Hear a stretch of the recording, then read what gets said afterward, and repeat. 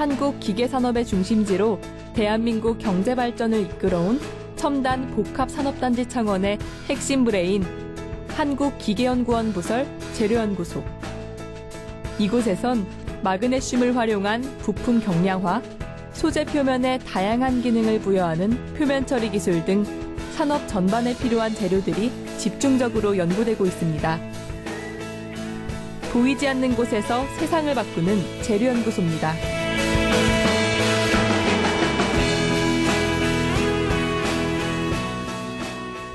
어떤 물건을 만드는 데 있어 가장 기본이 되는 것, 바로 재료죠. 우리 산업의 역사는 우수한 재료의 역사라 해도 과언이 아닐 텐데요. 자동차에서부터 항공기, 정보통신, 에너지 환경까지 산업 전반의 핵심 재료를 연구하는 곳, 브레인코리아 랩24시. 오늘은 한국기계연구원 부설 재료연구소를 찾았습니다. 재료연구소는 1976년 한국기계금속시험연구소로 시작해 2007년 한국기계연구원 부설의 현재의 재료연구소로 탈바꿈했습니다. 국내 소재 산업 분야의 발전을 주도해온 재료연구소에는 생산품의 기초가 되는 소재들의 특성과 이 소재를 활용한 원천 기술들이 총망라되어 있었는데요.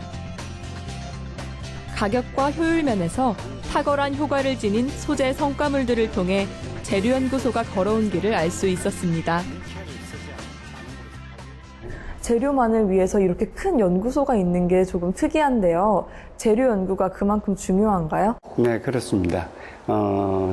우리나라의 산업 발전을 볼 것 같으면은 초기에는 조립 생산에서부터 출발을 했습니다. 그런 조립 생산에서 출발한 우리 산업이 이제는 부품 소재 쪽으로 이행을 하고 있습니다. 그 이야기는 기술의 마지막 종착점은 소재 개발이라고 설명을 할 수가 있겠습니다. 재료가 다양한 만큼 연구 분야도 다양한 것 같은데요. 그러면 재료연구소에서는 어떤 일을 하시나요? 재료라는 것은 제품을 구성하고 있는 요소입니다. 따라서 제품의 특성을 결정하는 것은 재료의 특성에 의해서 결정되어진다고 생각하시면 되겠습니다. 따라서 재료연구소는 이러한 다양한 재료를 어떻게 만들 것인지, 즉 합금 설계와 제조 공정에 의해서 재료를 만드는 최적의 방법을 찾고 있고, 이렇게 만들어진 소재에 대해서 미세 조직을 관찰하든지 기계적 특성 평가를 통해서 재료 자체의 특성을 규명을 하는 그러한 분야에 대한 일을 하고 있습니다. 재료연구소는 자동차용 부품을 시작으로 고강도 철강 기술, 마그네슘 등 경량 소재 기술, 신재생 에너지용 세라믹 소재 기술 등을 연구 개발하는가 하면 금속 소재 종합센터를 통해 산업체 기술 지원도 하고 있습니다. 2020년엔 글로벌 종합 소재 연구기관을 목표로 연구에 박차를 가하고 있습니다. 소재 연구의 중요한 부분 중 하나는 소재의 기능성 향상을 위한 표면 처리입니다. 울퉁불퉁한 소재들을 매끄럽게 만들거나 침수, 방수 등 여러 기능성들을 표면에 부여함으로써 소재를 활용한 부품들이 제 역할을 할 수 있게 만들어주는 거죠. 오늘은 이 가운데 플라즈마를 활용해서 소재 표면 처리 기술을 개발하고 있는 연구실을 찾았습니다. 연구님, 안녕하세요. 안녕하세요.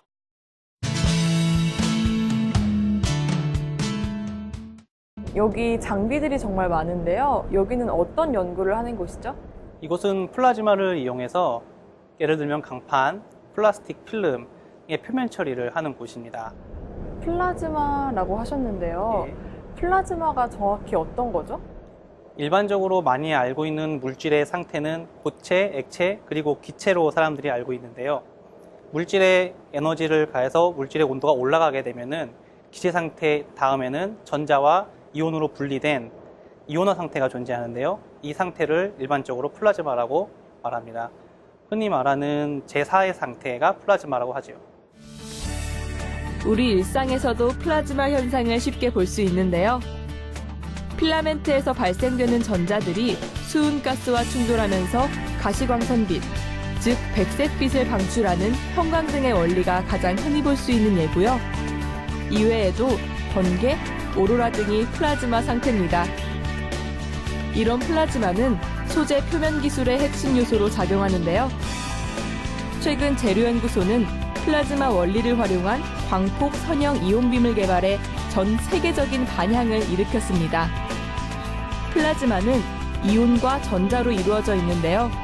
이 중 이온만 선택적으로 뽑아내 빔 형태로 가속시킨 것이 이온빔입니다. 이온빔은 사용 목적에 따라 다양한 소재에서 활용이 가능합니다. 저희 연구실이 보유하고 있는 플라즈마 기술, 이온빔 기술을 이용해서 표면 처리 공정을 연구하는 장치입니다. 특히 최근에는 이온빔 기술을 이용해서 표면 처리를 하는 다양한 공정들을 연구하고 있습니다. 그러면 이 장치는 어떤 원리로 작동하는 거죠? 이 장비 내부에는 이온빔을 발생시키기 위한 이온빔 발생 장치가 들어 있습니다.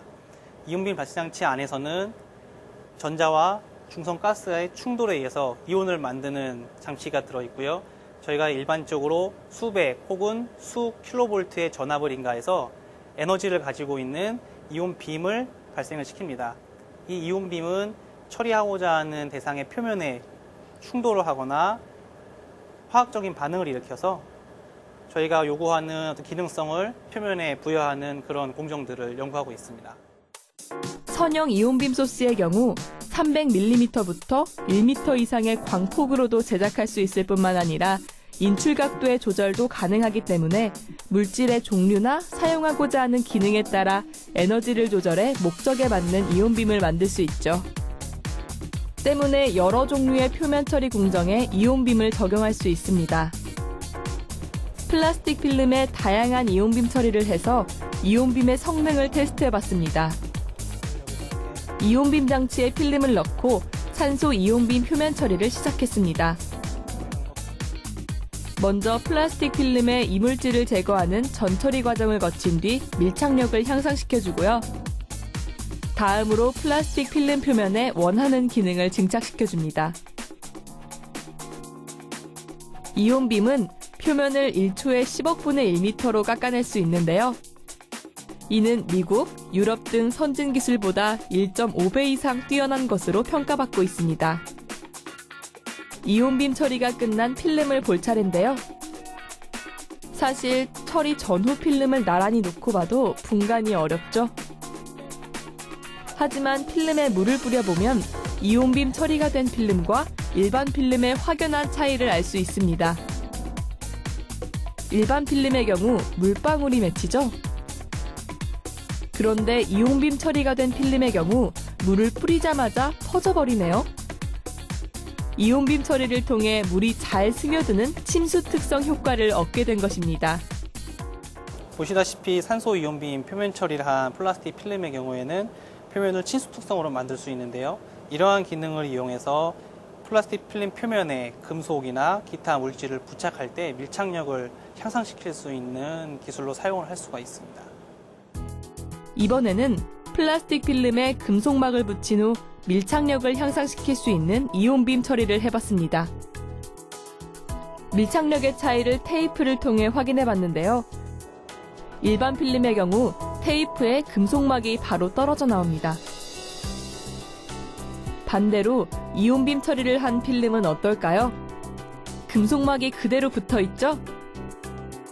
이렇게 산소 이온빔 처리를 통해 플라스틱 필름 표면에 붙은 금속의 밀착력을 향상시킬 수 있습니다.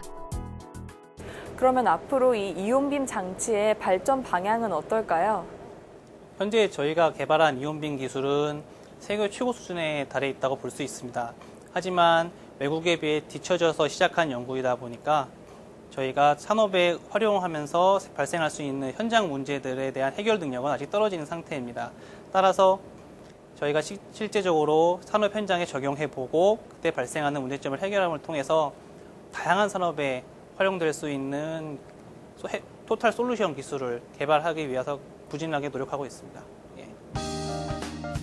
이온빔 기술은 다양한 표면 성능 구현이 가능하기 때문에 산업 전반에 쓰이는 강판 표면 처리는 물론이고요. 식품용 포장지의 전처리를 통한 식품 보존 기간 향상에 도움이 될 것입니다. 특히 이온빔을 활용한 플라스틱 필름의 경우 다양한 IT 소자에 적용될 수 있어 모바일 휴대전화, 태양전지, 플렉서블 디스플레이 산업에 활용되는 등 향후 쓰임새는 무궁무진하다고 볼 수 있습니다. 요즘엔 경량화가 곧 친환경을 뜻하기도 하는데요. 자동차를 예를 들어 차의 무게가 줄면 연비가 좋아지는 것은 물론이고 성능까지 좋아지는 효과가 있기 때문입니다. 차량 무게의 70%를 차지하고 있는 철을 대신해 연비 향상과 이산화탄소 배출을 줄일 수 있는 마그네슘이 경량화에 좋은 해법으로 손꼽히고 있는데요. 이번엔 마그네슘을 활용해 산업 곳곳에 쓰이고 있는 부품의 경량화를 연구하는 변형제어 연구실을 찾았습니다. 재료를 연구하기 위해서는 역시 좋은 원천 재료가 중요하겠죠. 이곳은 금속 재료 중 가장 폭넓게 사용되는 알루미늄과 마그네슘을 고기능성으로 개발하는 곳인데요. 제조 공정 연구를 통해 보다 뛰어난 성능의 합금을 만들고 있었습니다. 이렇게 제작된 재료들을 바탕으로 다른 연구부서에서 다양한 연구 활동들을 하게 되죠. 이 가운데 변형 물성평가실에서는 마그네슘 합금을 가지고 새로운 연구가 한창이었습니다. 구체적인 부품을 만들기 전 재료가 가지고 있는 성질을 평가하기 위해 마그네슘 합금 시편을 제작합니다. 재단한 마그네슘 합금 시편을 통해 물성을 알아보게 될 텐데요. 고온 임장 실험 장치를 이용해 마그네슘 합금 판재가 고온에서 어떤 물성을 가지는지 평가합니다. 장치에 마그네슘 합금 판재를 넣고 컴퓨터를 통해 판재에 점점 힘을 주게 될 텐데요. 판재의 양끝을 잡고 파단될 때까지 당겨주면서 임장 강도를 확인합니다. 이 실험적 데이터로 얻을 수 있는 것은 이제 마그네슘이 상온에서는 성형이 어렵지만 고온에서는 성형성이 훨씬 더 용이해진다는 것을 알 수 있는 실험이었습니다. 마그네슘의 경우 소재가 굉장히 예민해서 성형 시 실패할 확률이 높습니다. 그렇기 때문에 실제 제품 성형 전 컴퓨터 시뮬레이션을 통해 가상 성형을 해봤는데요.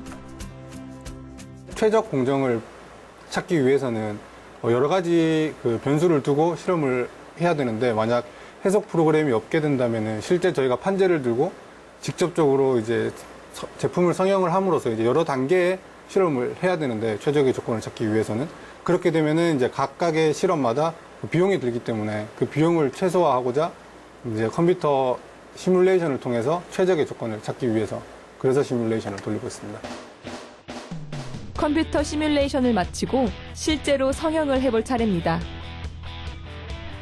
먼저 마그네슘의 경우 상온에서는 성형이 잘 안 되기 때문에 250도 정도로 금형을 충분히 가열하는 것이 중요합니다.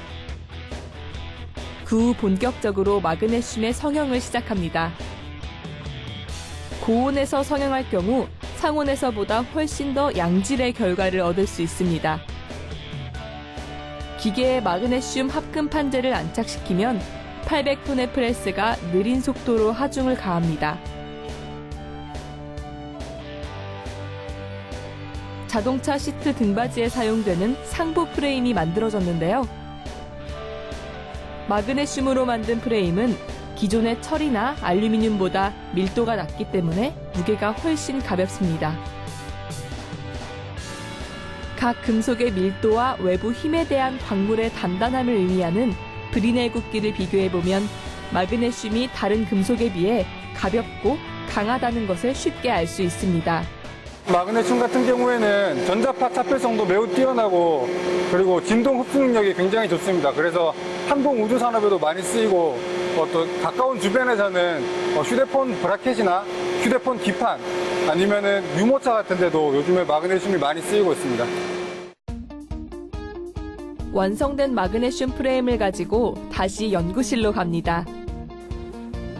성형품이 실제 계획대로 잘 만들어졌는지 알아볼 텐데요. 핀으로 성형품을 읽으면 그 형상이 컴퓨터에 입력됩니다. 성형품에 대한 데이터 값을 통해서 처음 설계했던 대로 잘 성형이 됐는지 확인합니다. 성욱 씨 잘 되고 있어요? 네, 박사님 오셨습니까? 박사님 이거 이제 공정 끝나고 가지고 온 완제품입니다. 과연 이번에 만든 마그네슘 성형품은 성공적일까요? 지난번보다 훨씬 잘 나왔네요. 예. 지난번에는 여기 크랙도 있고 예. 그랬었는데 이번에는 크랙 없이 잘 된 것 같아요. 예. 시뮬레이션에서는 속도를 좀 낮추어서 성형을 해야 된다고 돼 있었는데 예. 아무래도 그렇게 하니까 안 찢어지고 잘 된 것 같아요. 예. 가벼운 소재나 강도가 높은 소재 또는 가볍기도 하면서 강도가 높은 소재들은 성형이 잘 되지 않는 특성이 있습니다. 하지만 이런 소재를 부품으로는 또 만들어야 되고요.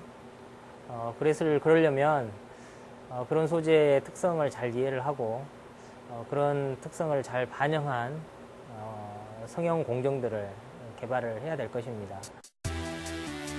가볍고 단단한 마그네슘 합금은 자동차에서부터 철도, 항공기까지 다양한 분야의 부품으로 사용되고 있습니다. 또 최근에는 경량화가 중요시됨에 따라 마그네슘 합금 이용이 늘고 있고요.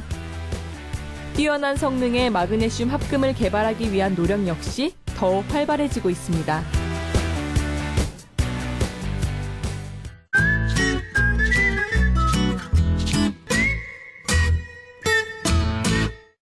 재료연구소 연구원분들의 솔직담백 이야기를 들어보는 시간, 랩톡 시간입니다. 오늘 이 자리에 재료연구소의 미래를 이끌어갈 세 분 모셨습니다. 반갑습니다. 반갑습니다. 반갑습니다.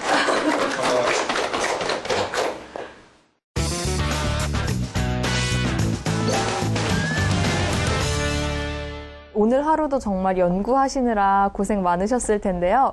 어떠셨어요? 오늘 하루도 좀 되게 바빴는데요. 이제 굉장히 고온에 있는 곳에 이제 재료도 넣어보고 이렇게 해서 보다 더운 하루가 됐습니다. 경원 씨가 철강 쪽에 있으시잖아요. 네. 그럼 여자로서 다루시기에 조금 힘드시거나 그런 점은 없나요? 네, 아무래도 이제 저희 실험실 같은 경우에는 실제로 철을 녹여가지고 이제 생산을 하는데 그게 하나당 보통 8kg에서 9kg가 되는데요. 그걸 이제 혼자 옮기려고 하면 이제 굉장히 땀이 많이 나지. 정말 힘든 하루셨겠네요. 네. 그러면 오늘 이야기하면서 스트레스를 좀 풀어볼까요? 네. 그럼 질문 나갈게요. 연구라는 게 원래 한 가지 분야에 몰두하는 거잖아요. 그래서 직업병이 다 하나씩 있으실 것 같아요. 그러면 여기서 질문. 나에게는 특이한 직업병이 있다. 들고 있겠습니다. 하나, 둘, 셋. 세 분 다. 그러면 형철 씨는? 저는 금속이나 비금속 금속 이런 것도 그 현미경이나 아니면 아까 말했던 SEM, 쌤이라고 해서 이렇게 현미경으로 관찰을 하면 그런 세포 모양은 아닌데 여러 가지 형태가 되게 많아요. 근데 뭐 길거리에 걸어가다가 뭐 블럭에 있는 그런 모양이나 아니면 바닥에 막 타일이 막 이렇게 섞여 있거나 이런 걸 보면 왠지 현미경 속에 들어온 것 같아서 내가 현미경을 보고 막 현미경 속을 걸어가는 느낌을 받는다? 그런 생각을 가끔은 해요. 그래서 내가 일을 좀 그래도 하긴 했구나 이런 게 계속 생각나는 거 보면 뭐 그런 게 많이 있습니다. 근데 다들 그런 걸 한 번씩 느껴보셨을 거예요. 연구소에 있으면. 바닥에 껌 붙으면 타나물이네 말이야. 그래 뭐 기공이네 구멍 뚫렸네 이런 거. 아, 정말 직업병이라고 할 수도 있겠네요. 그렇죠? 네, 이제 철강. 저 재료는 조금 치성이 가요. 네. 타일 안에 무늬가 있잖아요. 네. 타일 안에 무늬. 저런 것만 봐도 그런 생각을 막 가끔은 들죠. 저걸 보면 어떤 생각이 드시는데요? 제가 봤던 그 조직과 비슷한 형상의 뭐 이런 느낌. 근데 이 얘기를 지금처럼 재료하는 사람들한테 얘기하면은 어떻게 보면 공감이 될 수도 있고 괜찮은데 전혀 관련이 없는 사람들한테 이런 얘기를 하면은 저거 무슨 소리 하지? 이러면서 그냥. 제가 지금 그럽니다. 무슨 소리 하지? 네, 경원 씨는? 네. 저는 제 나름대로 생각하기엔 직업병이라고 생각 안 하는데 주변에서 니는 좀 직업병이 있는 것 같다 이런 식으로 얘기를 하거든요. 저번에 한 가지 예를 들자면은 어머니가 이제 세라믹 칼이라고 굉장히 잘 잘리는 칼을 선물 받았어요. 그래서 그거를 가지고 어머니가 늙은 오빠가 굉장히 단단하잖아요. 그걸 이렇게 내려치시더라고요. 그래서 바로 엄마한테 엄마 그러면 안 된다. 이 재료로 만든 칼은 그리고 단단한 걸 세게 내려치면은 치성이 강해서 깨진다. 이런 식으로 말씀을 그랬어요. 그러니까 엄마가 이제 니는 확실히 이제 재료를 공부하다 보니까 뭐든지 그런 식으로 좀 얘기를 한다. 그렇게 말씀 많이 하시더라고요. 그렇게 전문적으로 말씀드리면 어머니가 잘 이해하시나요? 그러니까 엄마가 이해할 수 있도록 이제 치성은 어떻고 저떻고 이런 식으로 다 얘기하고, 그래서 세라믹 칼보다는 제 스스로는 이제 그냥 철강 칼을 사라. 아무래도 철강 팀이어서 그런 거 아니시고요? 어떻게 보면 그럴 수도 있겠지만 세라믹은 단단한 대신에 이제 치성이 굉장히 강하고 근데 철강은 그렇지 않고 좀 다들 아시잖아요. 철강은 좀 부서지진 않거든요. 휘기만 네, 하지. 그렇죠. 그래서 그런 점에서 뭔가 내가 연구하는 분야에 대한 자부심, 그렇죠. 그쵸? 그런 거구나. 그럼 칼을 만들어 주세요. 연구소에서 막 갈아가지고 아변해서 화면이 그렇게 된다면 만들 수 있겠지만 선물로 효도 선물. 칼을 효도 선물로 직접 만든. 네. 그러면 다음 질문 나갈게요. 내가 특별히 좋아하는 소재는 네모다. 제가 모르는 이름이 나오진 않겠죠. 하나, 둘, 셋. 저도 공감 가는 게 하나 있네요. 그렇죠. 네. 좋아하시죠? 네. 다들 좋아하실 건데. 싫어하는 사람이 있을까요? 이유가 필요 없을 만큼 소중하고 네. 사랑스러운 그런 소재가 아닐까 생각합니다. 이유가 없을 만큼 소중하고 사랑스러운. 그러면 다른 분들은 금보다 알루미늄이나 철강 소재가 더 좋으세요? 아니, 접근 방법이 약간 틀린 것 같은데. 네. 금잘 돈을 했어요, 근데? 돈 열심히 버셔야겠어요. 열심히 벌어도 살라고. 네, 알루미늄 같은 경우에는, 네. 저 같은 경우에는 아무래도 많이 쓰이다 보니까, 저 같은 경우는 오늘 마그네슘 관련해 촬영을 했는데, 마그네슘도 물론 좋긴 하지만, 알루미늄도 그래도 마그네슘만큼 많이 좀 가볍고 많이 쓰이거든요. 그래서 이상하게 좀 많이 끌리네요, 알루미늄이. 본인이 연구하시는 마그네슘보다 더. 마그네슘은 많이 했어요, 이제. 많이. 다른 것도 한번 해보고 싶은 생각이 있어서. 아직 알루미늄은 제가 해본 적은 없거든요. 그래서 다른 거 하면 좋잖아요. 지금 배울 수 있을 때 많이 배워야 되니까. 오늘 랩톡 철강처럼 강하고 금처럼 반짝반짝 빛나는 재료연구소 연구원분들과 함께한 시간이었습니다. 오늘 함께해 주셔서 감사합니다.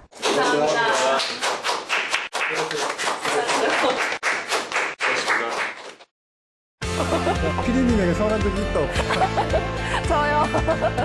많은 아니요, 없죠. 없어요. 저희 얼마나 사랑으로 가득한 팀인데요. 나 빨간색 봤는데.